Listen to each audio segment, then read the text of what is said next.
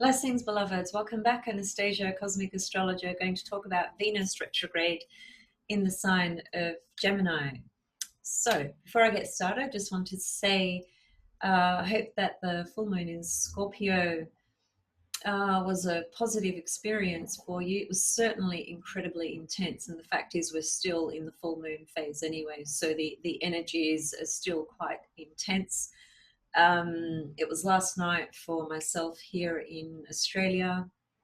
I actually had a really quiet early evening, some chanting, some meditation, and some very deep experiences of feeling a lot of stuff that was circulating inside me. So be interested to hear how your experiences have been in the last couple of days and what it's brought up for you.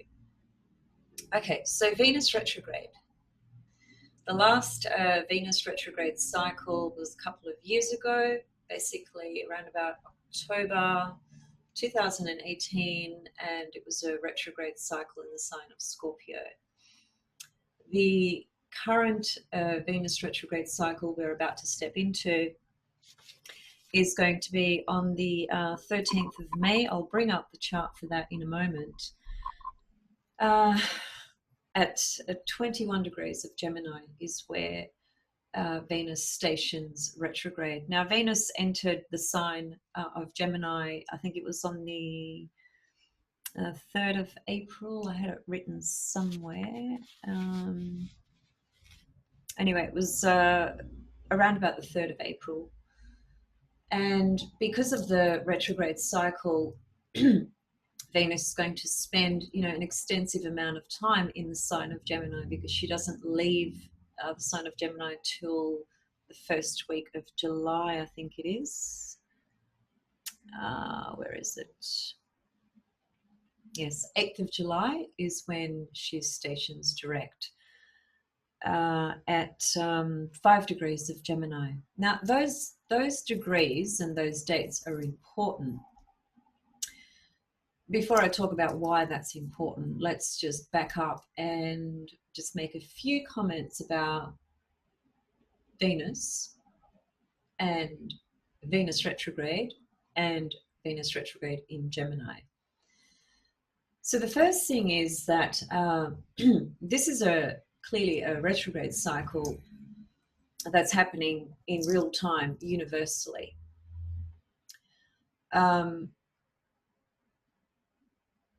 Venus retrograde in certain cases can be a lot more significant for certain people, whilst for others it may not be so significant. And what's the reason for that? And the reason is this retrograde cycle, which is happening in real time, is a universal cycle, right? So in order to assess whether this particular retrograde cycle is going to create specific situations in your life, you really need to personalize this cycle. And the way to personalize it is to check out, well, first of all, where is Venus going to go retrograde in your own chart? That's one layer. Do you have Venus in Gemini, in which case you might be having a Venus return? Do you have any other personal planets at 21 degrees of Gemini, which is where she stations retrograde? That's why the 21 degrees is a very important degree. Say you had Mars, for example, at 21 degrees of Gemini. That could very well, you would need to consider other factors as well. So I'm just giving an example. That could very well speak of a new relationship coming in. Okay, because Mars well, for a woman, it's the men that she attracts in her life, the masculine energy she attracts, the relationships, if she is a heterosexual female and is interested in men, of course. But generally speaking, the Mars-Venus, without question, are the two bodies that correlate to relationships, sexual energy, and passion, and so on and so forth. If you don't have anything at 21 degrees of Gemini, it doesn't necessarily mean that this cycle is not going to be significant for you. But if you do have something at 21 degrees of Gemini, it's likely to be more significant. The 21 degrees, which is when she stations retrograde, is an important degree to look at from the point of view of, for example, have a look at the Sabian symbol for 22 degrees, okay? Because with Sabian symbols, generally, we always look at the subsequent degree of whichever degree we are analyzing. So have a look at 22 degrees of Gemini. If you've got something in your natal chart at 21 degrees of Gemini, and just see if that Sabian symbol speaks to you. It may or it may not. It's always worth looking at Sabian symbols. So the retrograde period starts at around about the 12th of May for you guys, 13th of May for me, or for anyone in the Southern Hemisphere. And she doesn't station direct until the 25th of June. So from the 12th of May to the 25th of June, Venus is retrograde in the sign of Gemini. And as then she proceeds to move forward, she obviously continues to complete her journey in the sign of Gemini, and as I said, does not ingress into Cancer until the 8th of July. So effectively, we have an experience of a collective experience of Venus in Gemini for around about 4 months, which is a substantial amount of time for Venus to be transiting in, given that Venus normally spends about 3-4 weeks in one zodiac sign. Okay, so naturally the retrograde process slows her down, and we get to have her in a particular sign for a longer period of time. Now, Venus in this retrograde cycle is where she becomes either a morning star or an evening star. Now, this whole understanding of morning star and evening star is a very different thing to just the position of your natal Venus in your chart, right? Because everyone's born with Venus in a particular sign, located somewhere specifically in your chart, but we also have what's called a Venus star point. Ariel Gutman is the authority on the Venus star point teachings, and I've recently been exploring that myself because I bought one of her books, and I've started to investigate, well, what's this Venus star point about? How does it really speak in my life? I always have to look at something in my own chart first and work with it and see how it correlates to me in my life, and so on and so forth. And then I start to explore other people's charts that I know, people that I know personally, and then I start looking at famous people's charts. That's generally the method I follow when I come across a new teaching or principle or technique in astrology. You know, when you are practicing astrology or studying astrology, you always have to, whatever information you are coming across, you must do some investigation and research yourself in order to really understand what this teaching is about, as opposed to just reading something in a book and saying, oh, okay, you know, I've learned something new and so it is. Well, you don't really understand. There's a bee on my window inside. Great. Well, sorry for the distraction there, but yesterday in the morning when I was buying my coffee, a bee came and landed right on me. And I've always observed throughout my life, just sidetracking for a moment because it is important in case this happens to you as well. When a bee comes around you, it's just a sign of transformation, but beautiful transformation, very, very, whoops, she's flying down, very powerful, beautiful transformation, beautiful Venus. Yeah, anyway. Okay, so where was I now? I lost track. That's right, Venus star point. Everyone is born under a Venus star point in their life, and it's either a morning star Venus or an evening star Venus. That is a very different thing to your natal Venus. I just want to be clear on that. The reason I'm bringing it in is because I hope to teach some of this to you guys down the track. And also the reason I'm bringing it in is because the fact that we are going through this Venus retrograde cycle in the sign of Gemini shortly, well, this is a cycle of Venus becoming a morning star, right? So this is a morning star cycle that's beginning for us. Now, the significance of Venus going retrograde, because it happens every 1.6 years, which is about 580 something days, right? So when Venus first goes retrograde, it's just like entering a whole brand new cycle relative to all things to do with the heart, to do with Venus, to do with relationships, to do with self-love, self-worth, art, beauty, and so forth, balance, harmony. And Venus begins her station retrograde period on the 12th, 13th of May. And that's not the time necessarily that you will see something happen straight off the bat. You know, it may be, for some people it might be, because there'll be other things in play that would coincide with that, right? And there's trigger points of things that can happen. So other transits, progressions, etc. The point I'm trying to make is that this is a cycle to observe over the next 1.6 years, okay? So just be aware that it could take that long, or it could even take until the next, and so what starts now, you may have something showing up right around those days of when Venus first goes retrograde. You might have something showing up within just a few months down the track, or you might have something showing up very specific for you relative to relationships when Venus goes into her next retrograde cycle, which is in a couple of years' time, right? That's just an important thing to monitor and be aware of, as opposed to just kind of watching when Venus goes retrograde and thinking, well, something's going to happen now, because it's not necessarily how it works, right? So there's just a couple of points to keep in mind.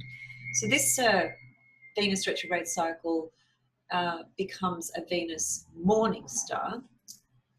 And I'll show you what that looks like, and I'll show you how to figure it out as well, because it's a little bit technical. And one thing that I'd like to mention to you guys, now I'm very aware that in terms of my viewers, I have a stream of people that are extremely advanced in astrology. Much love and respect to all of you, whether you're advanced or not. And then I have a whole range, a pool of people that are beginners, and I always try to keep that in my mind when I'm presenting something, so that I don't assume that one necessarily understands what I'm talking about if I don't explain it in very basic terms, which is why I try to explain things in simple sort of ways, right, so that everybody can get it. And figuring out whether Venus is a morning star or an evening star, if you don't have a book showing you, a book of tables showing you,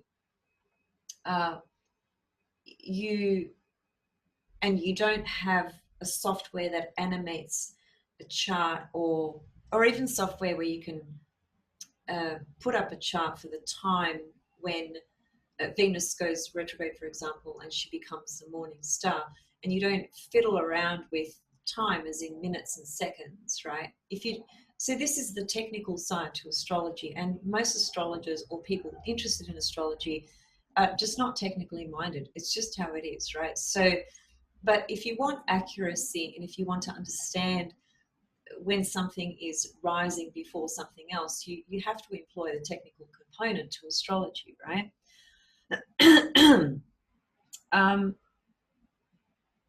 And that's right. The point I was going to make was that it has been my experience thus far that astrological software will round something up. So for example, and this is an important example because this could be something that's significant for you. You might have a planet at 29 degrees of Gemini, 59 minutes of Gemini, and 59 seconds of Gemini. Now, if you understand those figures, what you will understand is that those figures are showing us that that sign is ready to, it's 1 second away from changing signs, right? Now, computer software will just round it up. It will round up that figure and it'll put whatever planet you are looking at that's at 29, 59, 59 degrees, minutes, seconds. It will round it up and it will put it into the next sign. And that can leave you in a position where, if you are not technically minded, or if you don't approach an astrologer and get them to check it out for you, you might think that you've got Venus at 29, 59, 59 of Gemini. So you think your Venus is in Gemini. Sorry, your Venus is in Gemini, but solar fire will round it up and will put it into the next sign. So solar fire will put Venus into Cancer, the next sign. So there you have a whole life where you think your Venus is in Cancer, but technically speaking, especially if Venus was retrograde, your Venus is actually in Gemini, but the astrology software will show you that it's in Cancer.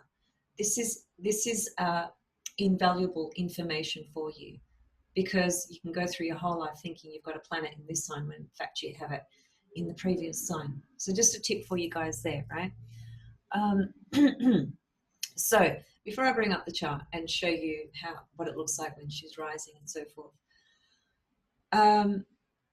Venus has two functions, an internal function and an external function. The internal function correlates to the sign of Taurus, and the external function correlates to the sign of Libra. The internal function would correlate to the evening star of Venus. Think about it. Evening means nocturnal, and nocturnal usually implies inner, right? It's where we withdraw from the daylight, the sun, the daylight, literally. So we take a step back, we slow down, our rhythms slow down, we take more of a reflective kind of approach. We may just, sit down, wind back and just think about our day, for example. It's when we might meditate, it's when we might have a bath, things like that. We wind down. It's an inner process, right? So a Venus evening star functions more like an internal level, and a Venus morning star acts more as the external component to Venus. So Venus has an inner and an outer level, right? Taurus, Libra. Taurus is the inner, Libra is the outer, right? And so Venus star, morning Venus star, Taurus, evening Venus star, Libra. And you will have in your chart, when you were born, this is not the position of your Venus, let me just be clear, so don't get it confused. You will have either been born with Venus being a morning star or an evening star, and that gives you a whole other level and layer to how you function in your life relative to all things Venus, your heart. So obviously the outer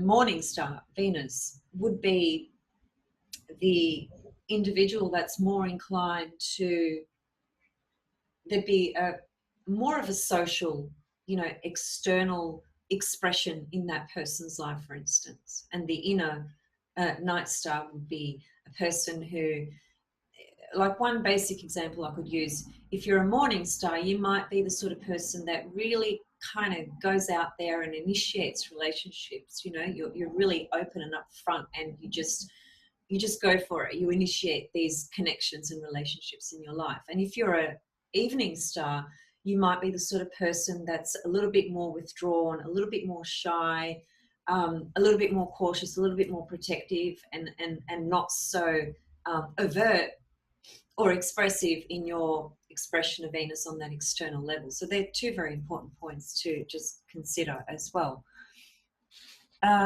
The inner function to Venus has got to do, obviously, with our inner self-worth, right? Our inner value of ourself and self-love. See, Venus is there's this term in astrology called a lower octave and a higher octave, okay? And the lower octave refers to a personal inner planet, and the higher octave refers to the outer planets, the transpersonal planets. So in the case of Venus, Venus is a planet of love and beauty and harmony, and lots of other things. And so she's the lower octave of love, you could say.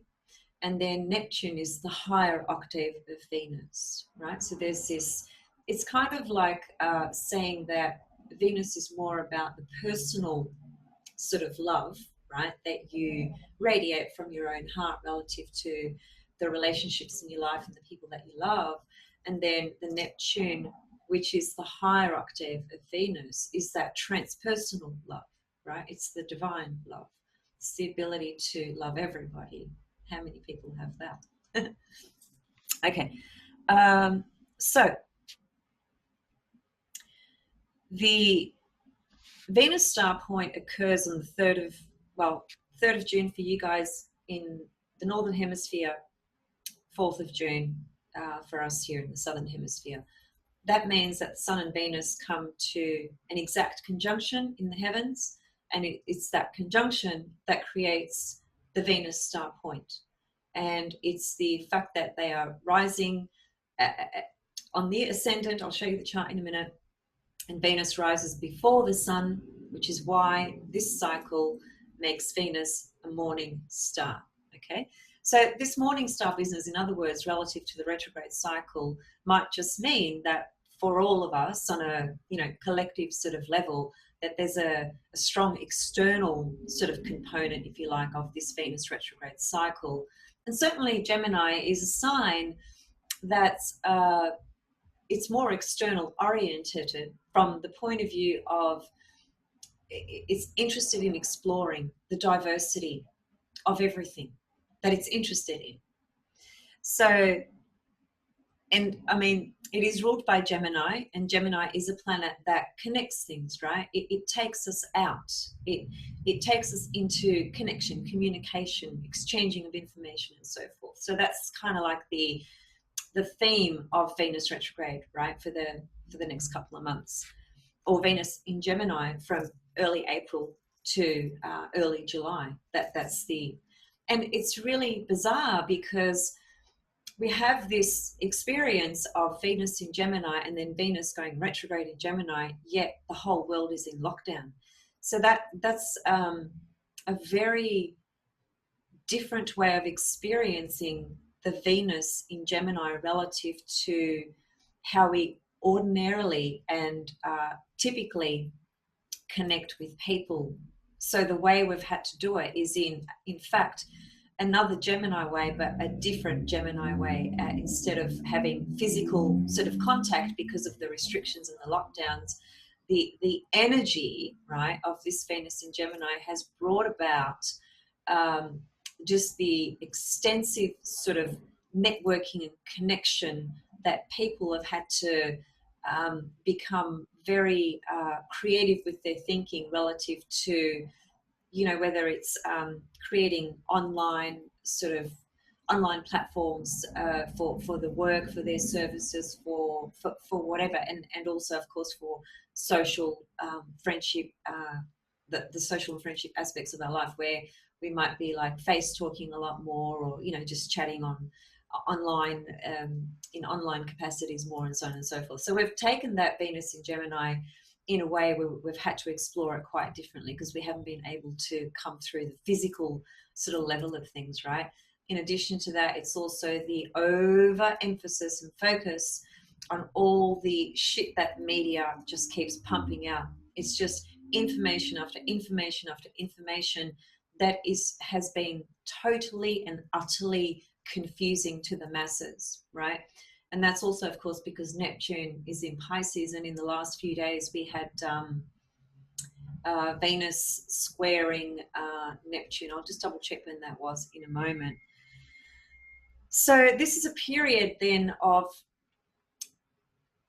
number one, you might be stepping into something that began for you a couple of years ago when the last retrograde cycle began in Scorpio.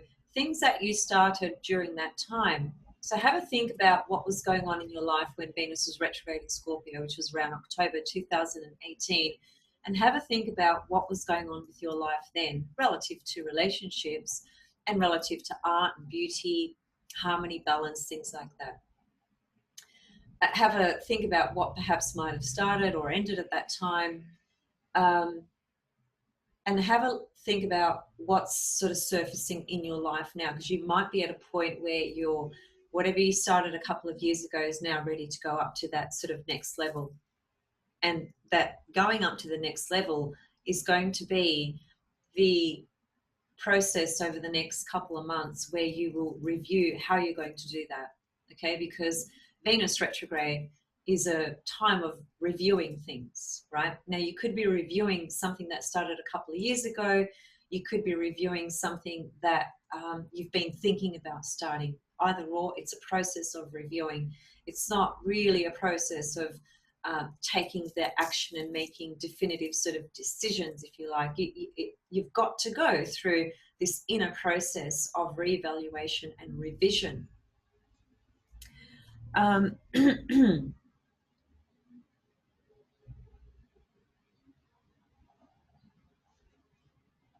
If two other things, relationships, it is typical for relationships to come to an end during a Venus retrograde period. It's not as typical for a relationship to begin. That's not to say that one would not, okay? Because the matter is this. Check this out, by the way. I had all my crystals out last night, charging them in the full moon. That's amethyst, if you can't see it. Anyway, it's just distracting me because it's like it's going straight into my heart chakra as it's just sitting right here. It's so powerful. So relationships can come to an end. A conclusion is drawn about a relationship you're in, and the decision is made. It might not be made when Venus immediately goes stationary retrograde, but it could be over the next few months where you see something like this transpiring. Could also be old flames returning. And it might not even be a flame. It might just be somebody that you established some sort of contact or connection with, a couple of years ago, and for some reason they re-emerge back into your life, even if it's just sending you a text or an email or a call. And that may or may not go anywhere, but the fact that it happens is because Venus is retrograde. That's another typical sort of expression of Venus retrograde. If you're not in a relationship situation, then this is merely a process of your own reassessment, reflection, reevaluation on your own Venusian side of life relative to self-love, self-care, self-worth, things like that, but with a Gemini undertone, obviously. So the thing will be then, whilst Venus is in Gemini, because Gemini is the archetype that has, the most, so much curiosity, right? And that curiosity creates the desire to explore diversity. And from an evolutionary level, this is another cycle that comes into the collective evolution relative to exploring new information. And the moon's nodes have just shifted into Gemini, Sagittarius, right? I touched on that in the full moon in Scorpio video, and I plan to possibly do another video just on those nodes. But it is interesting that Venus goes retrograde while these nodes have also transitioned into Gemini, Sagittarius. And the thing about the Venus Gemini is, especially given the times that we are living in, this is outside of relationship dimensions now, this is a very important time relative to the information we are transmitting into our consciousness, that information we are absorbing and assimilating into our consciousness, which informs our reality. And because we still have the Neptune in Pisces, and Neptune has been squaring the Venus in Gemini, and Venus is about to go retrograde in Gemini, we've got to really be very careful of the information that we assimilate into our being, into our consciousness, which informs our reality, because there's just a lot of information that's incorrect, that's deceptive, that is not founded on any on any evidence whatsoever. So there's just a shitload of info out there that is not going to be of any use if you just allow yourself to absorb it all. And because of the nature of what's going on, we're so curious naturally, and while Venus is in Gemini, that curiosity is stimulated even more. So we're kind of like our eyes are open and our ears have pricked up, and we're just kind of listening to all this stuff that's coming through. And what we discover most of all through that is that we're just lost. We don't really know what the hell's going on. So this is up to us to discriminate what we allow to be assimilated into our consciousness.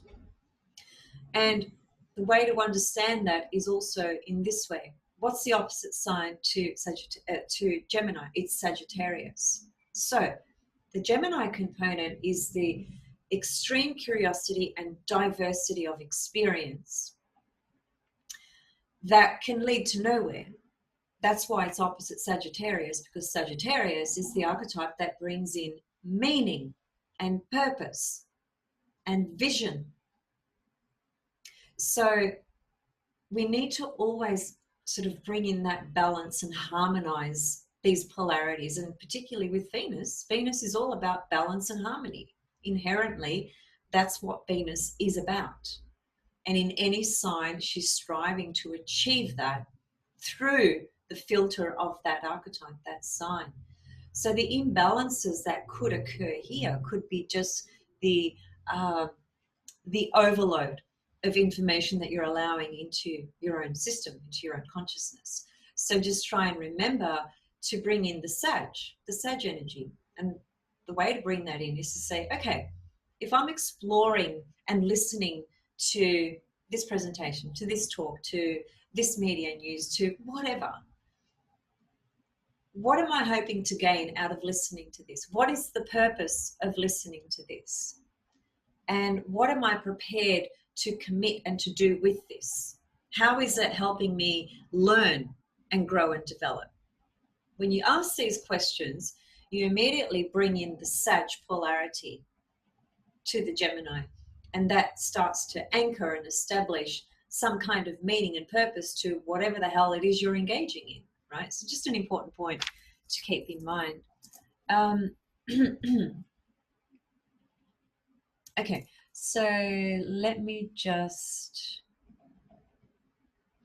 very simply as well, Venus retrograde is also, it's a review process, just even on your own values, on where you've sort of come to in your life thus far relative to how you share yourself, how you share your time, how you share your energy, how you share your mind, how you share your heart.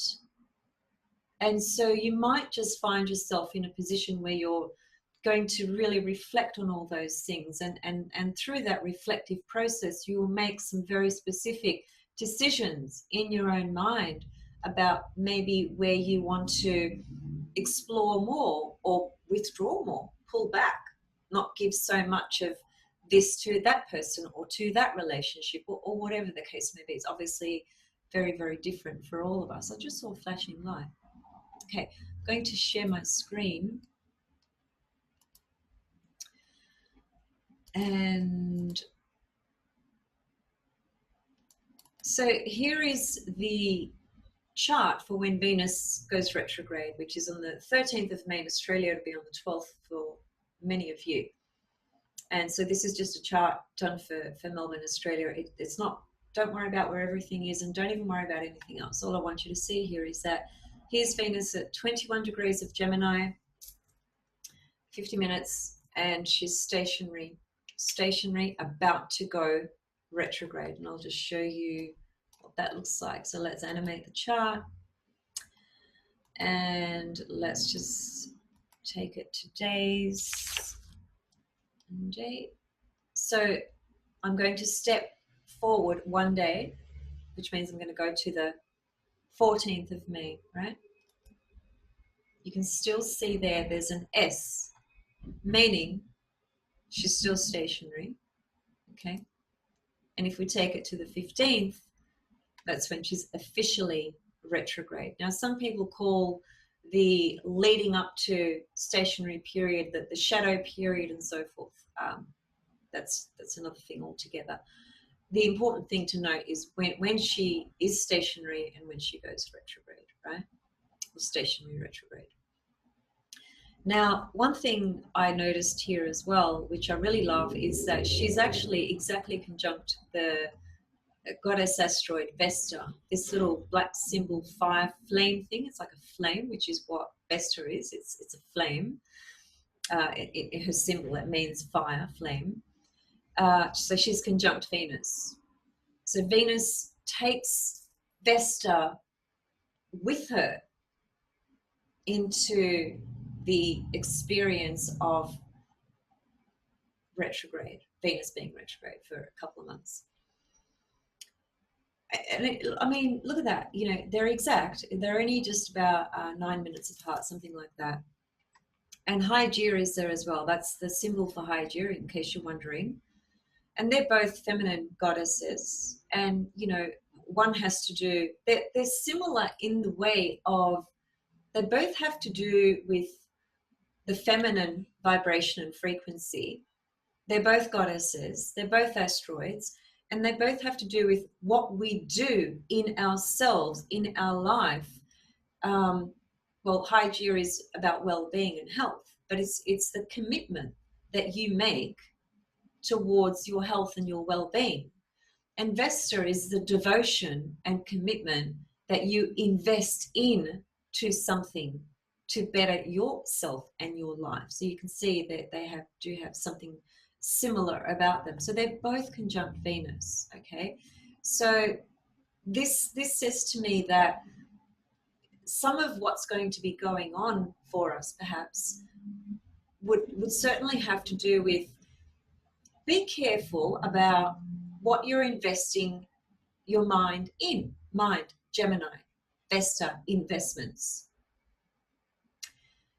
Because what you do invest in relative to your mind, absorbing information, knowledge, learning, etc., connecting, communicating, all the energy you're giving to people you talk to, you chat with, you know, whatever it is, whatever you're investing in can lead to something that can be really worthy of your life moving forward relative to taking in new knowledge and new information, right? Because Vesta is investing in that. But it's, I mean, you can invest in spending 10 hours on Facebook chat. Now, is that going to be an investment that, you know, would be, what's the word? Would be sort of beneficial or useful in a more meaningful way, you know, in a way that sort of helps you transcend or transform or really grow and develop. I'm talking about if you're just spending 10 hours on chat, just talking gibberish to whomever. Personally, I don't find that valuable. Somebody else might, so I can't make a judgment on that. But I'm simply just trying to say that with Vesta there, this is a real opportunity to invest in something quite profound relative to your knowledge system. And that could then bring it the opposite, Sag, where you absorb the knowledge, right? And then you take it a step further by saying, it's like, I make a decision to study this particular course, workshop, whatever. And the initial thing is, I make this commitment to this, but the reason and the purpose that I'm actually committing myself to this form of study is because it's going to equal this. The equaling this, which is the purpose, is the Sagittarius. So just something to consider when you're thinking about this Venus retrograde cycle. Now, I just want to show you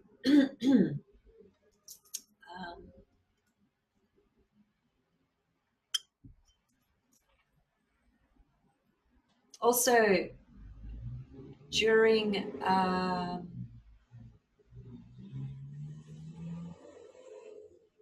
Mercury goes retrograde on the 18th of June in the sign of Cancer. So that just brings in a whole, watery sort of flavor to this Venus as well, because Mercury is the ruler of the sign that Venus is in. It's just an interesting note to consider as well. Now, here's the chart I want to show you. Okay, so this chart is set for the 4th of June here in Australia, but if you were to want the same result to see if Venus is the morning star here, you would need to, if you're in the northern hemisphere, it would come out at the 3rd of June, right? So have a look at the ascendant. It's 13 degrees of Gemini and 29 minutes. Have a look at Venus. She's at 13 degrees and 29 minutes retrograde. So have a look at the sun, which is just below her. The sun is at 13 degrees and 44 minutes. Now, if you were to go into, if you had Solar Fire and you've explored with these tabs here on the right, there's sections in here where you can find, for example, and other software is likely to have a similar thing, where you can find a section where it shows you the rising and setting of every planet at any given day, right? And this is where I was making the point earlier that software programs just round things up, okay? So when I go into the reports section here to see what was rising first, Venus or the sun, on this particular day, at this particular time, it looks like the way Solar Fire has rounded it up, it's showing us that the sun rose first, but that's not actually correct. Venus is going to rise before the sun. Can you see why that is? Can you see that Venus is right on the ascendant, right on the eastern horizon? In my case, the eastern horizon is down that way. On the eastern horizon at 7:32 a.m. on the 4th of June, southern hemisphere, Venus is right on the ascendant and she's rising. And the sun is just literally about 15 minutes. Now, 15 minutes is not the same as 15 minutes clock time, so don't get that confused. It's astrological time. But 15 minutes apart, the sun and Venus. So anyway, the point is that Venus is going to rise first on this day at this time, and the sun is going to be trailing just behind her. And if we looked at it in what appears as real time out there on the eastern horizon, it would look like, well, you can't see Venus as the morning star because she's right next to the sun. She's literally kissing the sun, right? So you can't see her. The sun's rays and energy just kind of hides her light, if you like. But the point is, on a technical level, Venus is rising first, which makes Venus the morning star. Okay, it's important. These are technical components, but this is how you determine whether Venus is going to be a morning star or an evening star during this retrograde cycle. And I've already given you some points to consider in terms of what that would mean.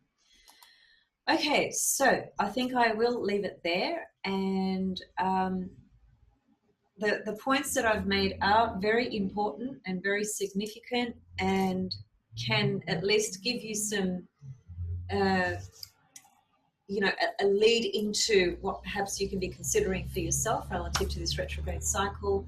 And of course, as always, it comes down to what does this mean for you relative to your birth chart, right? Where is the Venus retrograde cycle happening? Do you have anything at 21 degrees of Gemini? If you do, check out the 22nd degree of Sabian symbols. Also, another degree to take note of is when Venus stations direct, which is on the 25th of June here in the southern hemisphere, so it'll be 26th for you guys.